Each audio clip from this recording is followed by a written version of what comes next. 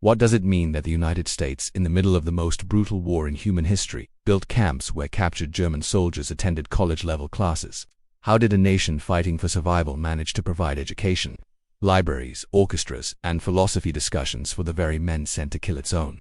And why is this chapter, the U.S. camps where German prisoners of war got college classes, a story not taught in school, almost completely absent from the way we remember World War II? These questions linger like the first unsettling notes of a forgotten overture, pulling us back to a world where the line between wartime necessity and moral conviction was not just blurred but constantly redrawn.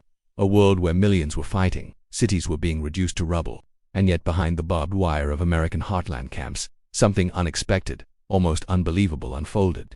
To understand how it happened, we have to step back into the uneasy early years of the conflict, when fears were high, tempers sharper than bayonets, and nothing about the future felt certain. The first German prisoners arrived in the United States in 1942, long before anyone had imagined giving them classrooms. They came from North Africa, mostly survivors of Rommel's Afrika Korps, sunburned, exhausted and stunned at their own capture. They expected hostility, perhaps worse. Many were warned by their officers that Americans would shoot them out of hand. Instead, as they disembarked onto American soil, they found military police with cigarettes in one hand and paperwork in the other, processing them with the methodical calm that defined the U.S. Army's expanding wartime machinery. This was their first bewildering lesson. Whatever else America was, it was not the country their propaganda had described, but the deeper revelation, the one that would shape the strange experiment of education behind barbed wire, was still to come. When the camps began filling in 1943, most located in quiet corners of Texas, Oklahoma, Nebraska, and the Carolinas, the U.S. War Department faced a dilemma. The Geneva Convention of 1929 required humane treatment, food comparable to that given to American soldiers, access to recreation, intellectual stimulation. Many officers grumbled. Why should the men who sunk Allied ships or gunned down American infantry get comfort? Why give rights to the same uniform that had marched across Europe like a steel storm? Yet the War Department insisted. It wasn't sentimentality, it was strategy. American POWs held by Germany would be safer if the U.S. upheld the convention with strict discipline. Treat their men well, and perhaps Germany would reciprocate. That calculation, cold, logistical, and rooted in the arithmetic of survival, set the stage for what followed. Still, the scale of what the U.S. provided went far beyond bare compliance. When thousands of German prisoners arrived, many young, many educated, many indoctrinated, American authorities realized something unsettling. Idle prisoners became volatile prisoners. Camps needed structure, purpose, order. So they were given work details on farms, repair crews, sawmills. They built roads and harvested cotton, but even that wasn't enough. Reports came back of Nazi hardliners intimidating fellow prisoners, creating underground hierarchies, even staging court-martials inside the camp barracks. Something had to break the ideological stranglehold many carried with them. And so the idea of organized education began quietly, almost experimentally. Just a few classes at first, led by American officers fluent in German. But the small spark ignited quickly. By 1944, as the tide of the war turned and the number of German POWs swelled past 300,000, these classes expanded into a structured set of schools. Some camps created special compounds for anti-Nazi prisoners who were screened and selected as potential leaders of a democratic post-war Germany. Historians still debate how many were sincerely reformed and how many simply played along to receive better treatment, but the effect was undeniable. In these compounds, still surrounded by barbed wire, still under guard, the U.S. Army began offering something extraordinary: university-level instruction, taught by American academics wearing captain's bars, reserve officers who had once lectured in classrooms from Princeton to Berkeley. It's almost impossible to imagine the scene without feeling the strangeness of it. Picture a wooden barracks hall in Camp Swift, Texas, the midday sun beating against the corrugated roof, the air humming with cicadas. Inside, rows of German prisoners sit shoulder to shoulder at rough wooden desks, notebooks open. At the front stands an American officer, chalk in hand, sketching the outlines of democratic government as if it was simply another battlefield map. These men, in their faded Wehrmacht uniforms, listen not as soldiers, but as students, curious, skeptical, cautious. Some had fought in France, some in Russia, some had seen their own cities burned by Allied bombers. And yet here they were, learning about constitutional law, Western philosophy, American civic values. For many, it was the first time they had ever read banned authors or encountered ideas suppressed by the Nazi state. A few prisoners later wrote that the experience was like stepping from a darkened room into bright sunlight. Others resisted entirely, folding their arms, scowling, refusing to accept anything that contradicted the worldview they had carried since youth. But the classes persisted, day after day, driven not just by military policy, but by a quiet and stubborn belief that, even in war, the mind could be shaped toward something better. Some of the most surprising moments emerged from the camp libraries. Under Geneva Convention rules, prisoners were allowed reading materials, and the American Red Cross helped supply them. Entire shipments of German classics arrived, along with translations of American literature and political theory. In some camps, prisoners devoured works by Goethe, Schiller, Thomas Mann.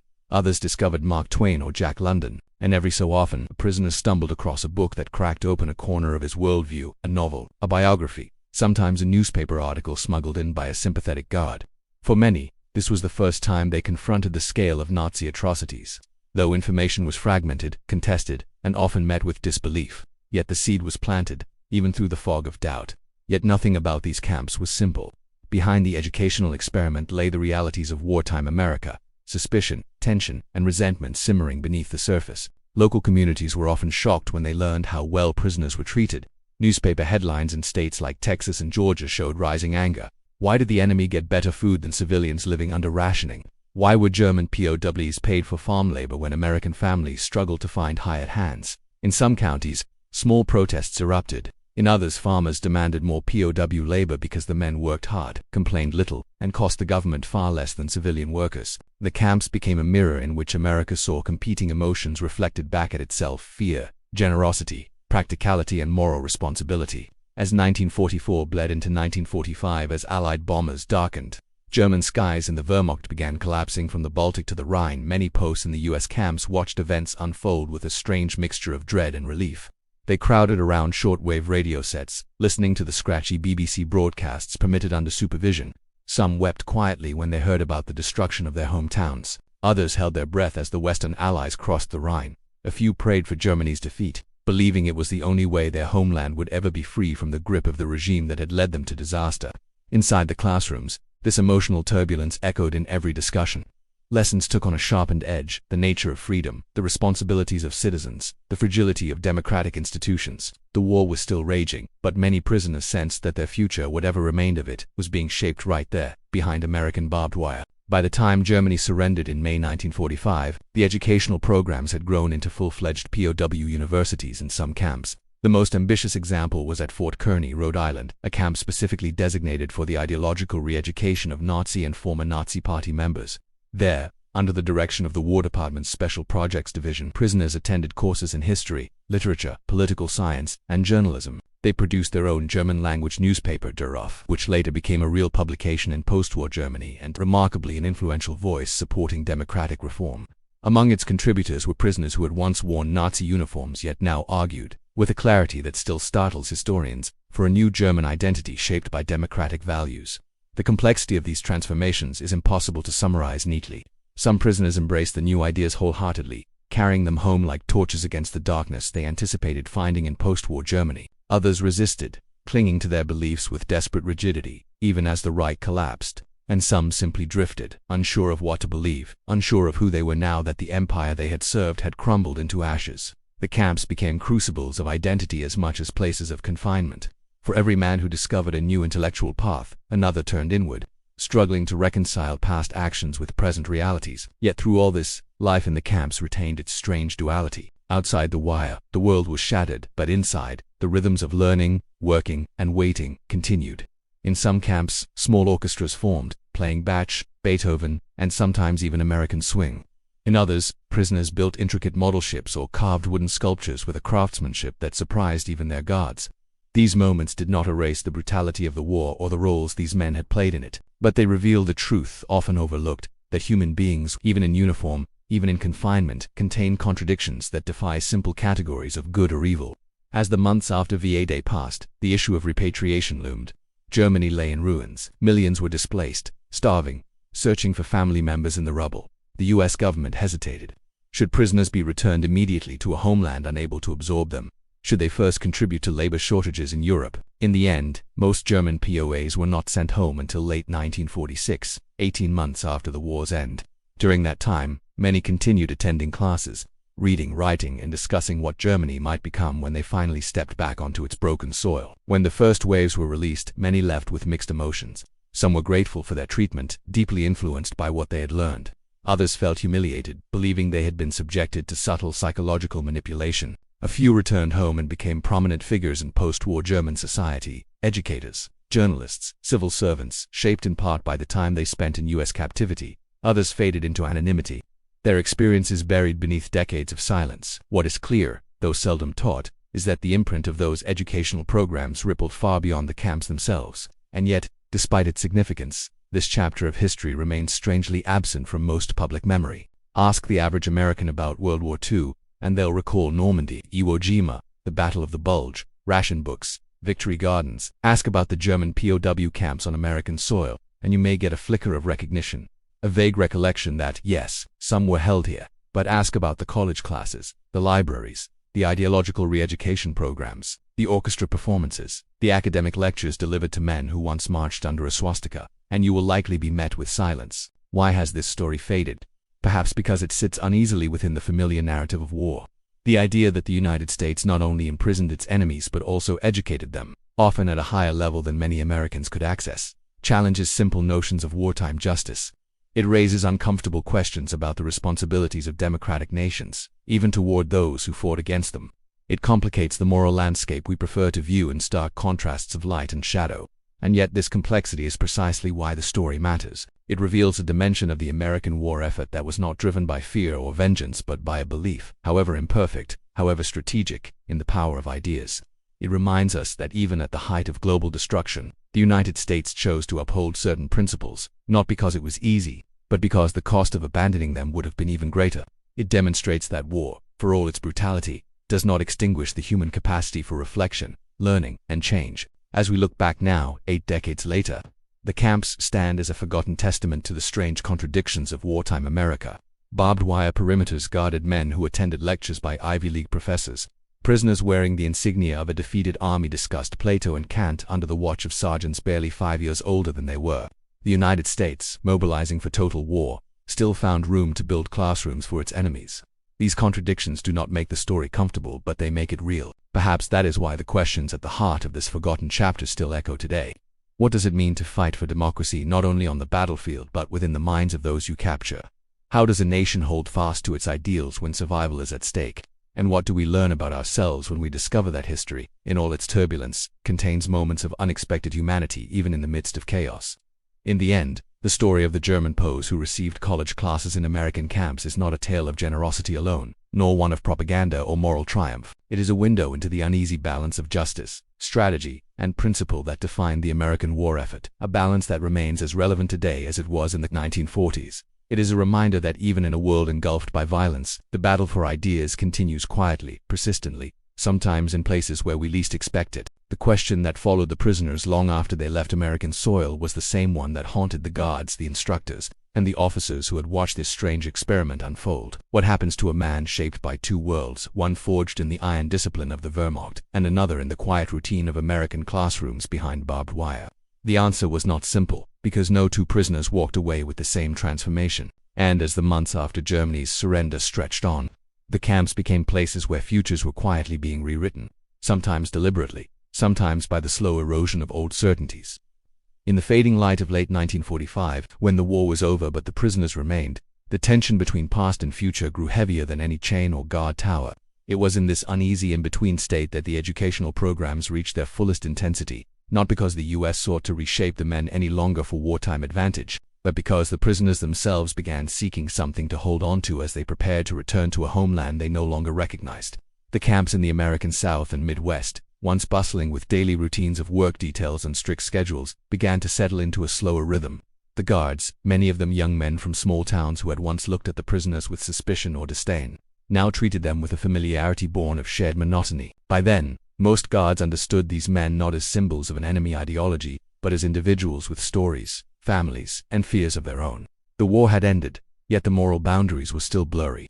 Even as some prisoners sat in classrooms studying literature or political theory, others anxiously awaited news from Europe. Letters, when they arrived, were often smudged with the dirt of ruined cities. Some carried the death notices of parents lost to bombing raids. Others carried nothing at all, the silence of a family erased or a home swallowed by shifting borders. In those moments, the classroom became more than an educational space. It was a shelter from grief, a place where a man could momentarily forget that the world he knew had collapsed while he was thousands of miles away, learning about the democratic structures of the very nation that had helped dismantle his own.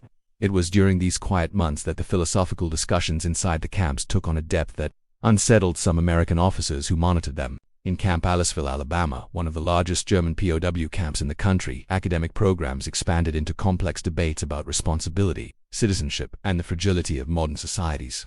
American instructors noted how intensely many prisoners wrestled with the collapse of the Nazi state. Some had genuinely believed in the promises of the regime. Others had simply accepted its authority as the natural order of their youth. Now, confronted with undeniable defeat and the evidence of atrocities that began trickling into the newspapers, they could no longer escape the weight of history. In one classroom, prisoners pored over translated excerpts from the Nuremberg proceedings, struggling to reconcile their understanding of Germany with the realities being exposed. Some recoiled, claiming Allied exaggeration. Others sat in stunned silence, their faces drawn with a quiet understanding that something irreparable had been done in their name. This internal reckoning became one of the most profound and most overlooked consequences of the educational programs. It was no longer about re-education in the simplistic sense, but about self-confrontation, the kind that came uninvited and without mercy. In many camps, the most powerful transformations occurred not during formal instruction, but during the informal gatherings that took shape in barracks and mess halls. In Camp Crossville, Tennessee, a camp known for housing many highly educated German officers, the prisoners formed what amounted to intellectual salons. At night, after roll call, men gathered around makeshift tables carved from scrap lumber.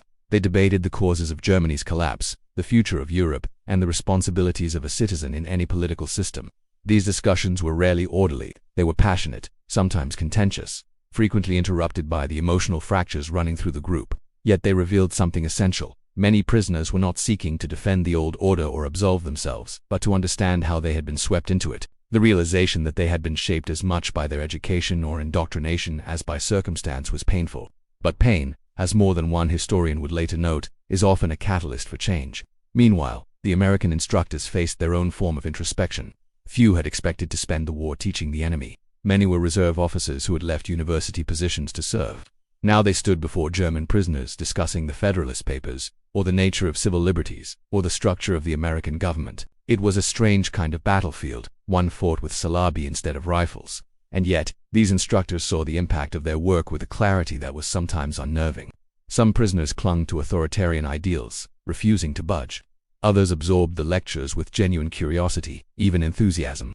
One instructor later wrote in his personal diary that he had never seen such intense hunger for knowledge among students in peacetime.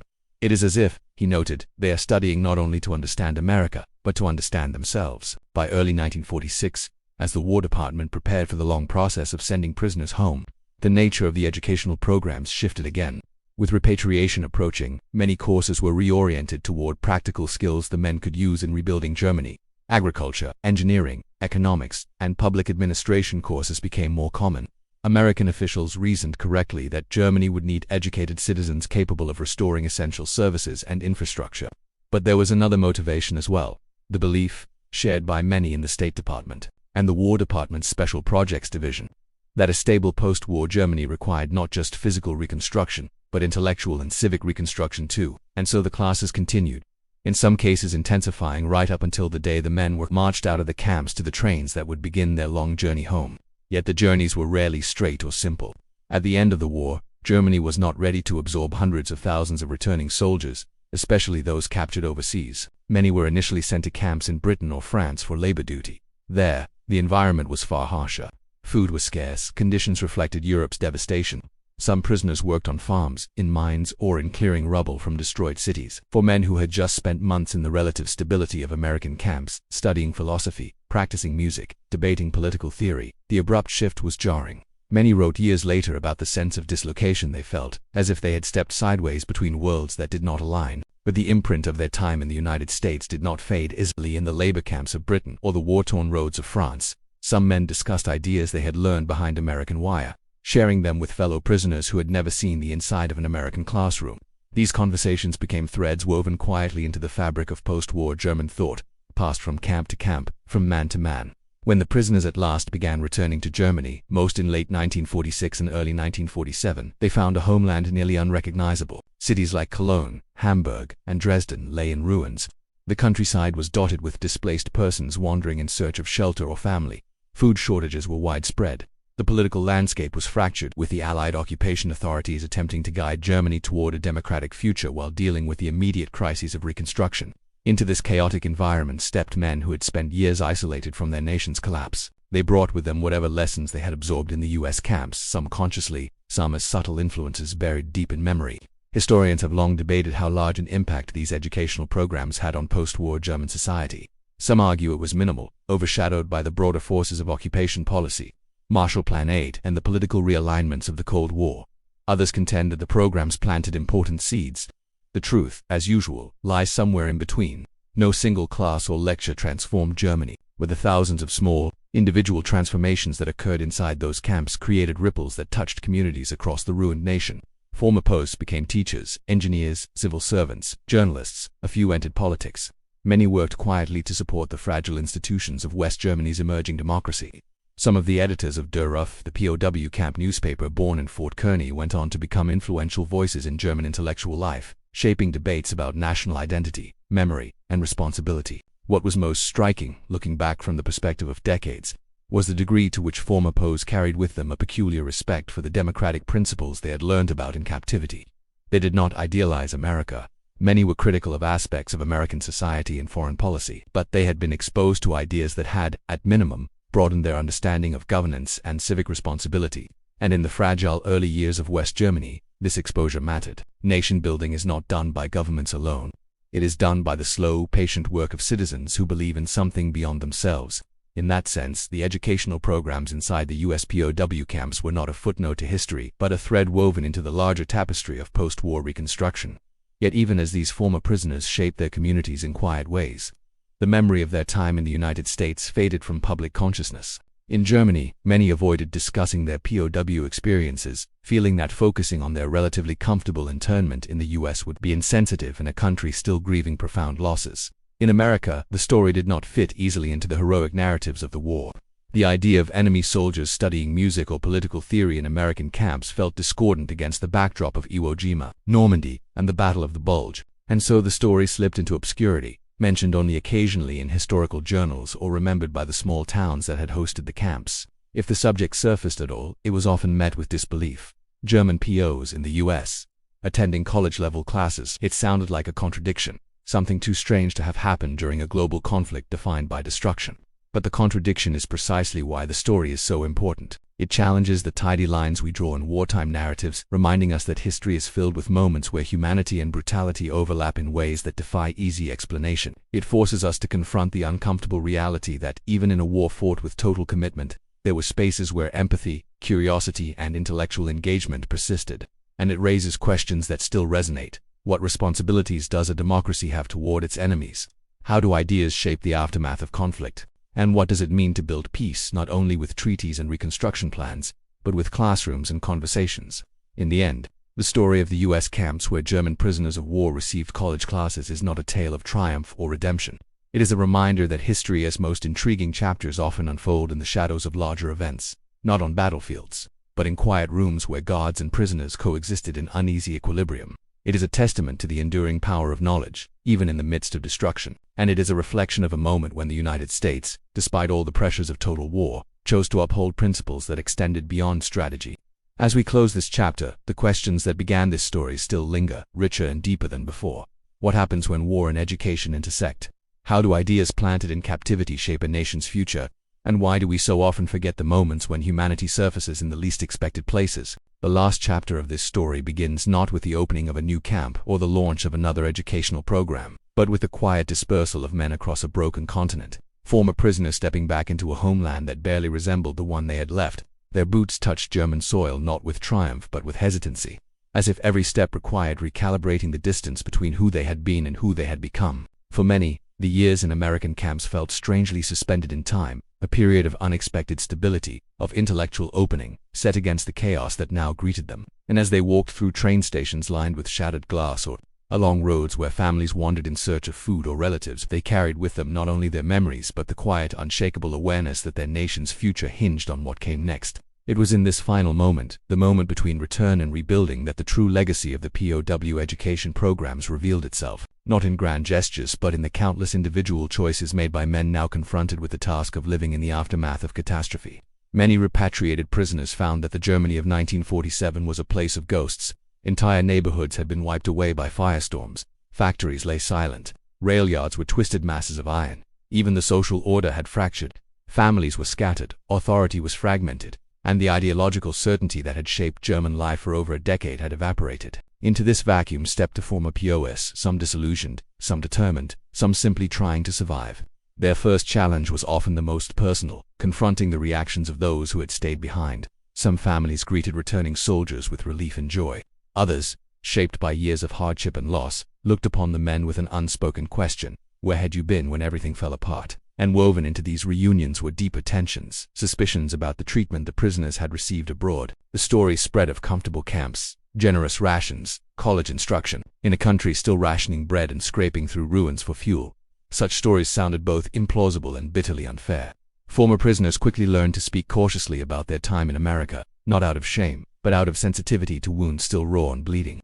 Yet as these men settled into civilian life, the lessons they had absorbed behind American barbed wire began to surface in subtle ways. Some took up work in local administrations, helping rebuild municipal governments that had been gutted by war. They brought with them a familiarity with democratic structures and civic processes that proved unexpectedly valuable in communities struggling to re-establish order.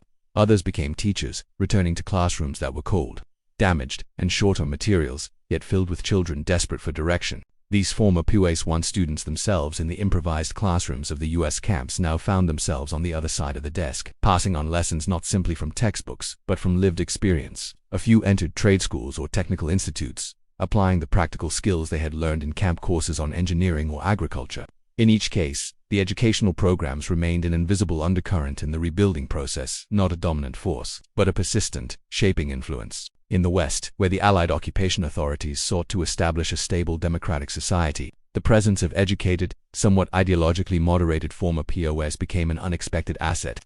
The American military government, responsible for re-establishing everything from zoning laws to school curricula, recognized in these men a potential bridge between occupation, policy, and local acceptance. Reports from the late 1940s note that former POWs were often the most adaptable in discussions about civic responsibility, public administration, and constitutional frameworks. Their time in the American camps had exposed them not only to democratic theory, but to the practical rhythms of American civic life. The idea that debate, dissent, and even bureaucratic tedium were essential to functioning governance. These ideas did not transform German society overnight, nor were they universally accepted. But in countless small interactions, a town council meeting, a school committee discussion, a public works project, the influence was felt. Perhaps the most remarkable legacy came from the prisoners who had contributed to Der Ruf, the camp newspaper produced under the War Department's Special Projects Division. When these men returned to Germany, they revived the publication as an independent journal, advocating for democratic renewal, intellectual honesty, and a break with authoritarian traditions. Its editors, including Alfred Anders and Hans Werner Richter, later became central figures in the Group 47 movement, which helped define post-war German literature and intellectual culture. Their influence rippled far beyond the borders of their immediate readership, shaping debates about guilt, memory, and the moral responsibilities of a modern society. It is here, more than anywhere else, that the legacy of the POW education programs intersects with the broader cultural rebirth of post-war Germany. The men who once debated political philosophy in barracks classrooms now engaged the nation in conversations about identity and renewal. Yet this legacy was not without its complications. For every former POW who embraced democratic principles, there were others who returned home bitter, resentful, or ideologically unchanged. Some felt that the educational programs had been a form of manipulation, an attempt to reshape German identity through subtle pressure. Others simply ignored the content of the classes, attending only for the routine or the distraction. And many were consumed by the immediate struggles of survival, finding work, securing food, rebuilding homes, leaving little mental space for abstract political thought. The educational programs did not create a generation of Democrats, but they did plant ideas, and ideas, once planted, have a way of finding their way into cracks and corners, emerging in unexpected places over time. Across the Atlantic in the United States, the story of the POW camps slowly faded from public memory. The camps themselves, once bustling with guards, instructors, and thousands of prisoners, were dismantled or repurposed. Some became National Guard facilities. Others returned to farmland. A few left behind only concrete foundations or rusted fragments of barbed wire. Yet in the towns that had hosted them, the memory lingered in subtle forms. An old photo in a local archive, a story passed down through a family, a carved wooden box or musical instrument crafted by a prisoner and gifted to an American guard. These artifacts, small and personal, captured the strange intimacy of a wartime relationship defined by both distance and proximity. They reflected the quiet truth that the boundaries between enemies and individuals are rarely as clear-cut as war makes them seem. Decades later, historians rediscovered the significance of the educational programs, piecing together records from the War Department, the Red Cross, and the personal writings of both guards and prisoners.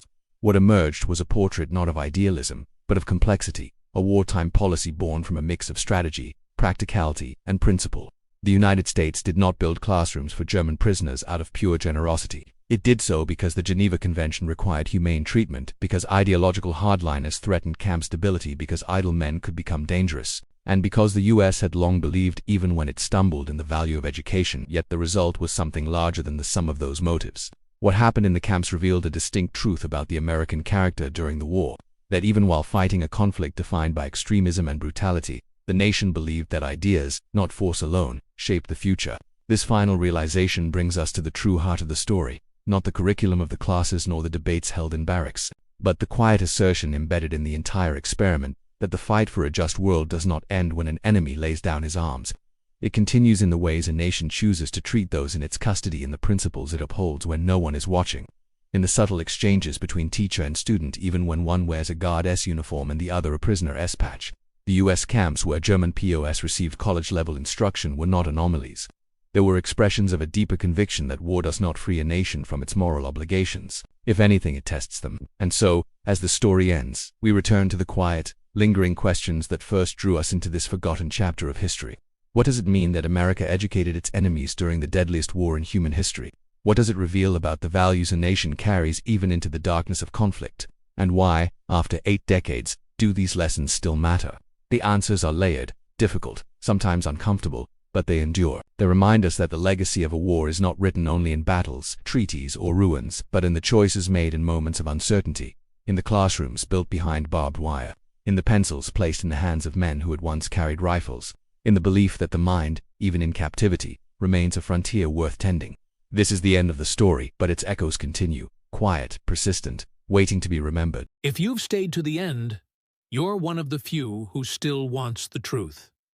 Subscribe, and together, we'll uncover every secret the Second World War tried to keep buried.